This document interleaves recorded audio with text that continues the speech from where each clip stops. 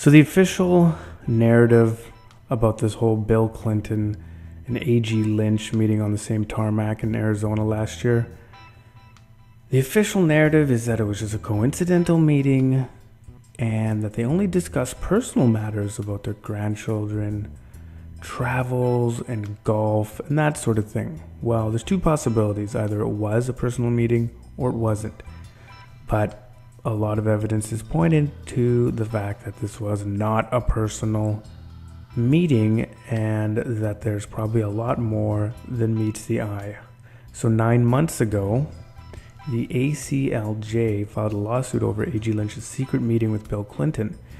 And they basically said, what's going on here? This meeting shouldn't have happened. We want all the information regarding this meeting. And then the FBI acknowledged their FOA requests, but then sent back and advised the ACLJ Government Accountability Project that no records responsive to your request were located.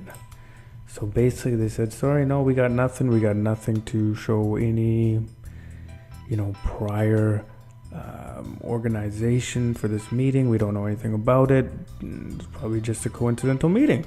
It's probably it. Well, fast forward 9 months to today, and there's been a huge Department of Justice document dump to the ACLJ.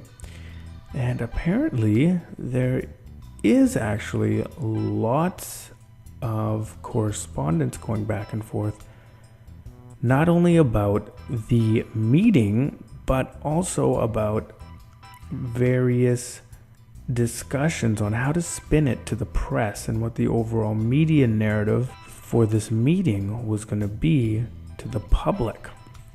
So here we have one email from the Office of Public Affairs basically saying, hey, there's a story going around the Daily Caller, The Hill, and Fox News.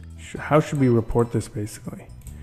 Here's another about the security details coordinated between Loretta Lynch and Bill Clinton. So this one is from the Washington Post. Weird question, but I'm trying to confirm that the reason former President Bill Clinton knew Attorney General Lynch was at the airport in Phoenix this week is that the agents working their respective security details were coordinating during the time that they were both on the tarmac. Is there anyone able to shed light on that question of how the former president knew the Attorney General had just landed and how a meeting between the two of them happened? So basically, this meeting looks like it was planned. It looks like Comey's FBI did know about it and did have records, and just flat out lied and said it had no records. In addition, these documents that the ACLJ got were heavily redacted, blacked out, and to make matters worse, they found out that she had been using an alias. So less than an hour and a half after the first press inquiry into the secret meeting, AG Lynch herself was actually added into the discussion about the draft talking points, but under an alias. So here is the talking points email. As you can see, it's very heavily redacted. A lot of black boxes. And again, this is between the Office of Public Affairs, and it's basically talking points. It's basically, how is this going to go down in the press? What's the narrative? How are we going to spin this? Elizabeth Carlisle is added to this to give her input, much of which is now totally redacted and nobody can see it.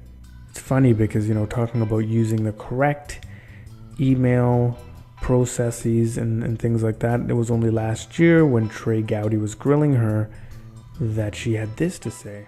So let me ask you this. Why do you think it's important to use official email to conduct official business?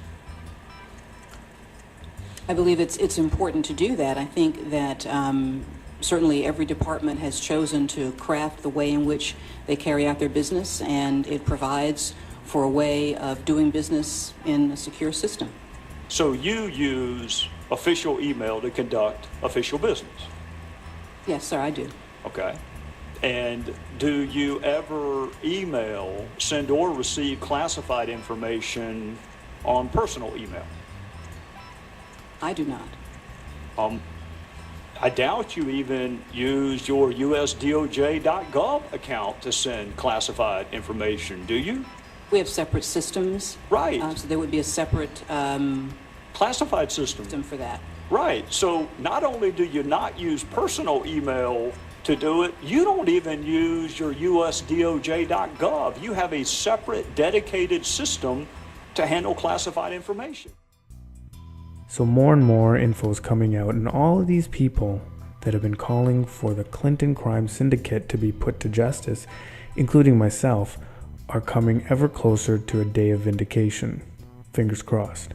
And considering all of this new dirt that's coming out on Lynch and Clinton, it really paints a better picture of why Lynch was so adamant about people literally shedding blood on the streets in order to stop him. We have always had to work to move this country forward to achieve the great ideals of our founding fathers. And it has been people, individuals who have banded together, ordinary people who simply saw what needed to be done and came together and supported those ideals, who have made the difference. They've marched, they've bled. Yes, some of them have died. This is hard. Every good thing is. We have done this before, we can do this again. These people are evil, criminal, and greedy. They care not about anybody else. They know how to hide their true colors from the masses, as they have the media in their back pocket. They've been able to get away with so much for so long, but it's all catching up. That's why they want Trump impeached or dead. He is not owned by this evil cabal. That makes him and his supporters, who grow by the day, including Democrats who are now jumping ship, so much of a threat. It's just awfully good that someone with the temperament of Donald Trump is not in charge of the law in our country. Because you'd be in jail.